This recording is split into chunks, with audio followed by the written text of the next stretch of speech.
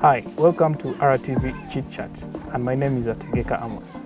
This is our podcast where we explore different topics, have interesting conversations with stakeholders, and share our experiences of working in partnership with last mile communities. Rising the Village works with last mile communities to address ultra poverty. And the key part in our approach is to address developmental barriers that often prevent communities from investing more time and resources into economic activities. Today we are looking at health outreaches. Health outreaches address a barrier to access to affordable medical services. In our interview, we have Sarah, who is a health assistant that works in Amuru District in the northern region of Uganda. Let us see what she does. I'm called Atenyo Sarah, health assistant working in a health center too. Growing up as a child, I used to see our neighbor who could put on this gown I'm wearing. I could see him and admire the gown. The gown used to be very nice to me. I asked him and he told me he's an health assistant. So when I asked him, how can I also become an health assistant? He told me study hard, then you join School of Hygiene, then you become an health assistant. I went to school, concentrated. Then passed very well and joined School of Hygiene, Bale. After 2 years, I graduated as an health assistant. I came and started working in Sub-Saharan Amuru District. In my village, I could see children suffering with fast breathing and fever. So when I came to work in Lamoge, a health center too specifically, I trained my VHTs who would manage these children at the village level. So I trained them very well how to manage fast breathing in children under 5 and fever, plus also diarrhea. I trained them very well, so every time I go in the villages for supervision, always I go to these households where these children always come from. So when I find these children who were very sick, suffering of fast breathing and fever, are now playing in the villages, it makes me very happy. So Sarah, welcome to our podcast. Thank you. Tell us about yourself and how long have you been doing this activity? I've been doing this activity for around 4 years. And what is your role in this activity? Outreaches. Yeah. My roles in outreaches are 2 major ones. One is mobilization and the second one is health education.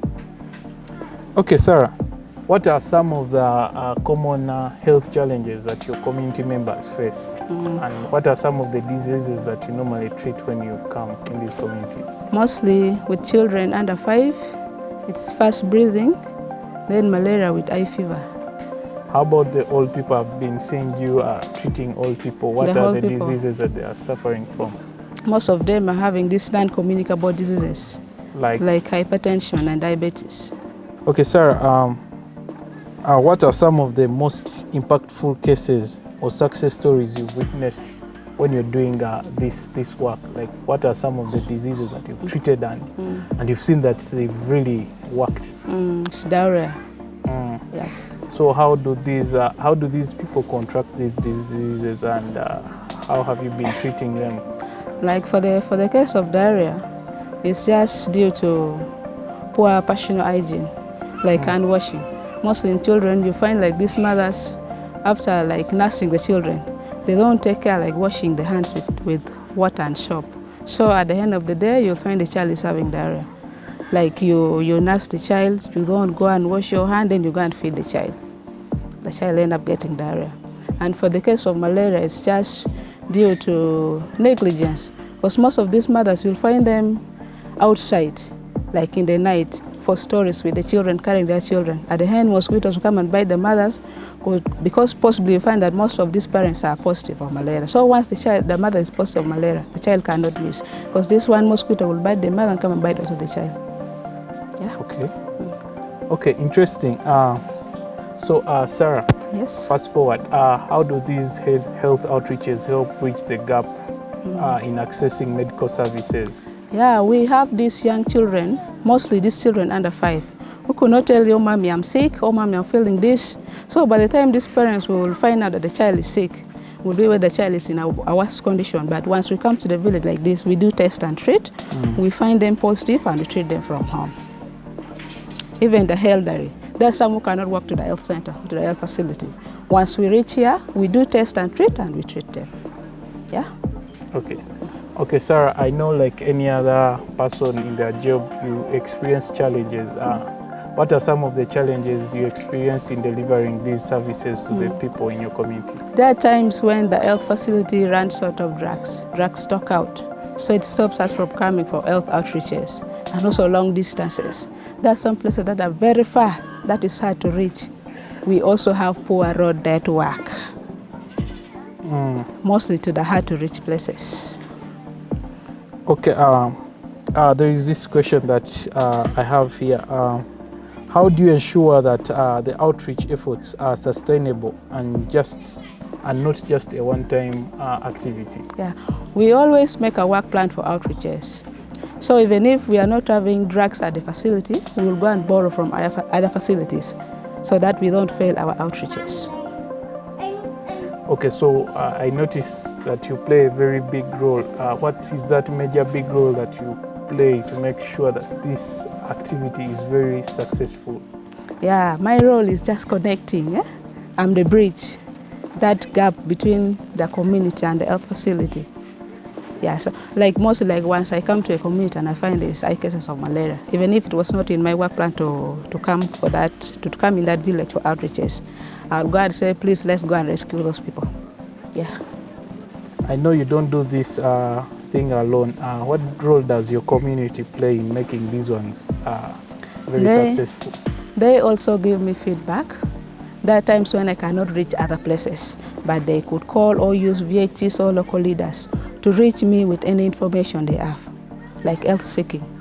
Maybe there's an outbreak in their community. Could be some sickness that they are not aware of. It's new to them. They will always communicate to me through the local leaders and the VHTs. Okay, thank you, Sarah.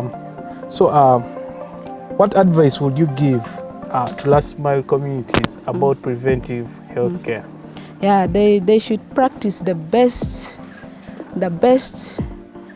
hygiene practices in the villages, more so hand washing and use of sanitary facilities in their homes, like drying racks and latrine, to stop the spread of communicable diseases. We are getting to the end of our podcast, but before we end, I would really love to ask this question, and this could be like a call to action. How can individuals or volunteers support or contribute to this health outreach activity? They should come for the health outreaches once we reach their villages. And how should they contribute to making them successful? Once we are in for the outreaches, they should bring those questions that they're having, so that we answer. Yeah. This question is off grid. I realize that there are more women than men who have really come for these outreaches. Is it that the women fall more sick, or? No, men always don't prioritize these things of their health. They don't prioritize it. If you see a man coming to a health facility, you know that man is already very sick. They are always there at home, but they send their wives, go with the children, go with the children, so they don't prioritize their health. Okay, thank you, Sarah, so much for joining us in this podcast. It has really been a good one, and we shall be having more interactive conversations with our last mile communities. And this is episode 1. More episodes are coming. See you in the next episode. Thank you.